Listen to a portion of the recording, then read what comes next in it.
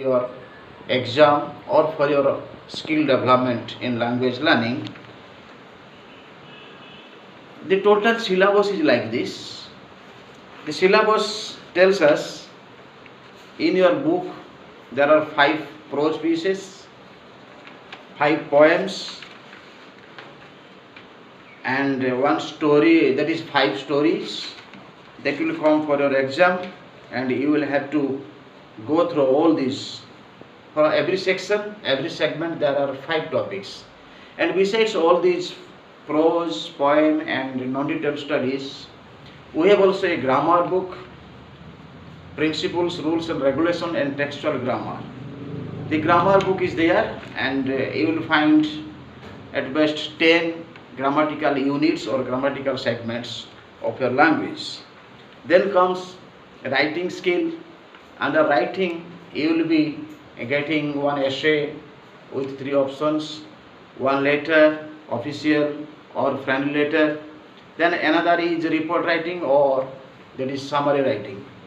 Apart from all this writing, you will be given one passage carrying 10 marks, for your development or reading skill. And coming to vocabulary and other textual item, and that includes in your prose text. So in total, we have prose, poetry, stories, then grammar, then writing and passage.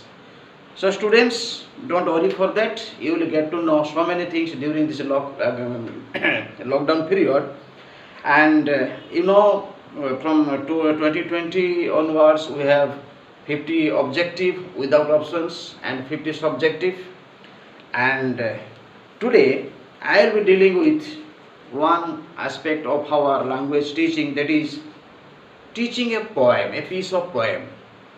So when we think of teaching a piece of poem, what are the things that we need to get to learn from a piece of poem in the classroom or from our book?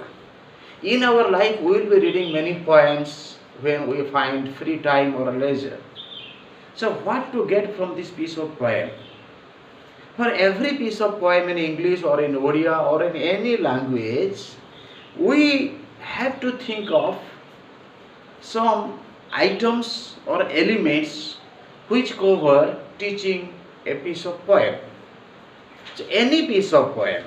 So suppose teaching a piece of poem, here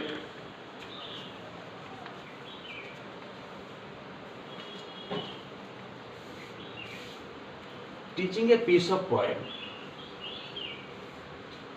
what are the things that we need to understand from a piece of poem? One is the time, the period in which the poet or the poetess has composed or has written this piece of poem. So this is one aspect, because in those days when the poet was writing this piece of poem, what was the social context, what was the food habits, what are the culture, what are the social issues, what are the that is political issues, economic issues, like that, human issues, like that. Then comes you can say the words used. The words. In those days, we find specific word may not be used nowadays, these words. So these are called archaic word. You will get to know all these things in our next classes, following classes. Similarly, the devices.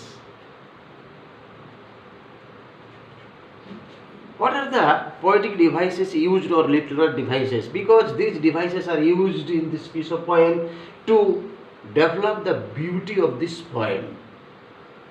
So that is the skill of the poet or the writer. Then other things, the style of the poem. You can also add other things like structure. Similarly, the tone of the poem. So there are so many things. The most important thing is the imagination part.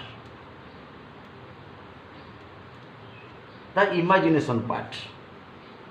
The aesthetic, or you can say aesthetic part.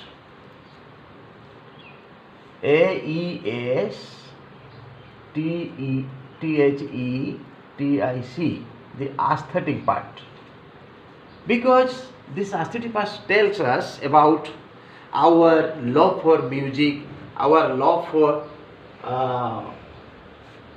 beauty, appreciation, imagination. All these things are related to a piece of poem. This is not found in story, in prose pieces, or in essays. So students, when we will be reading all these things in a poem, we will just develop a mindset, develop our aesthetic sense for every human being. As a human being, as a student of class 10, I also. So this is all about the elements of a poem, and in our following classes we will be dealing with some poems, some prose pieces, stories, grammar, and other things. So today, this much, students. In the next class, we will be dealing with a particular piece of poem, that is from class 10. The first chapter is the poem All Things Bright and Beautiful. So today, this much. Let me wind up with this message that don't worry for your English lesson. We will be dealing here with prose, poem, grammar, and writing during this lockdown period. Thank you all.